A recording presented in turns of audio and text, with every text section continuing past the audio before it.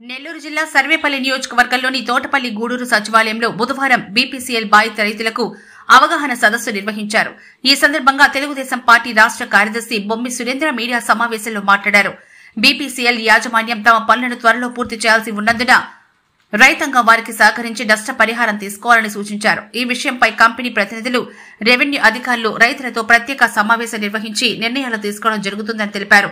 గతంలో రైతులు పైప్లైన్ ద్వారా వేసుకుంటున్న పంట నష్టపోతుందని సర్వేపల్లి శాసనసభ్యులు సోమిరెడ్డి చంద్రమోహన్ దృష్టికి తీసుకురావడంతో ఆయన స్వయంగా సంఘటనా స్థలానికి వచ్చి తాత్కాలికంగా పైప్లైన్ పనులు ఆపివేయడం జరిగింది.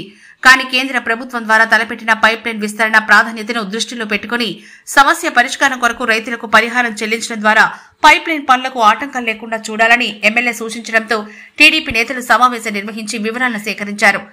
ఈ సమావేశంలో మండల తెలుగుదేశం నేతలు, బీపీసీఎల్ యాజమాన్యం, బాధిత రైతులు పాల్గొన్నారు. బీపీసీఎల్ సెంట్రల్ గవర్నమెంట్ ఫర్మ్ అది మన కృష్ణాపట్నం నుంచి హైదరాబాద్ వరకు pipe line, gas pipe line పోయేది లైన్, గ్యాస్ పైప్ లైన్. ఇవన్నీ కూడా రైతుల పొలాల్లో 18 మీటర్లు ఎడలు తీసుకొని పైప్ లైన్ లోపల పోతా ఉంది. అక్కడ దానికి ఇక్కడ ఉండే మన రైతులందరూ కూడా, పేడూరు రైతులేమి, ఇసుకపాలెం రైతులైతే వీళ్ళందరూ కూడా మాకు చాలా వరకు క్రాప్ నష్టం జరుగుతూ ఉంది. దాన్ని ఆపాలంటే ఎమ్మెల్యే గారి ఆధ్వర్యంలో పేడూరులో వచ్చి ఆ పొలాలన్నీ చూసి దాన్ని ఆపడం జరిగింది ఆ రోజు.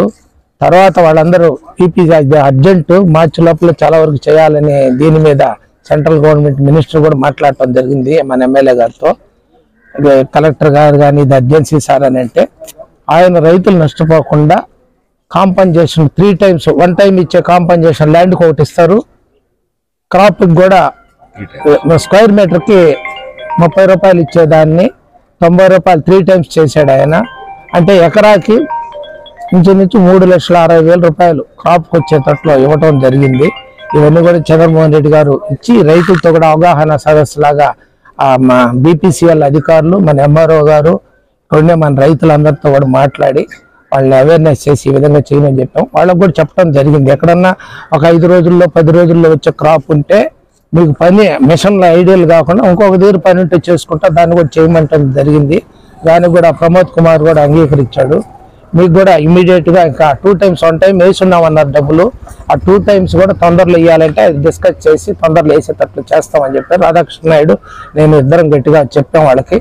రైతులకి అన్యాయం జరగకుండా, రైతులకి ఎంత డబ్బు ఇచ్చినా కూడా వాళ్ళ కళ్ళెదుటే వేసిన పంట నాశనం అయిపోతుందని అంటే ఆ విధంగా పోతుందంటే కష్టం ఉంటుంది, చాలా వరకు కష్టం ఉంటుంది. డబ్బులు చూడరు రైతులు. దానికని రైతులు కూడా మంచి మనసు చేసుకొని ఇది సెంట్రల్ గవర్నమెంట్ అభివృద్ధి కార్యక్రమంలో భాగం కాబట్టి వాళ్ళకి వచ్చే కాంపన్సేషన్ తీసుకొని ఎక్కువ రోజులు, ఒక నెల రోజుల్లో పంట వచ్చేటప్పుడు ఆ పనులు వాళ్ళ సాఫీగా జరిగేటట్లు మనం కూడా సహకరించాలని కోరుకుంటూ మీకు అందరూ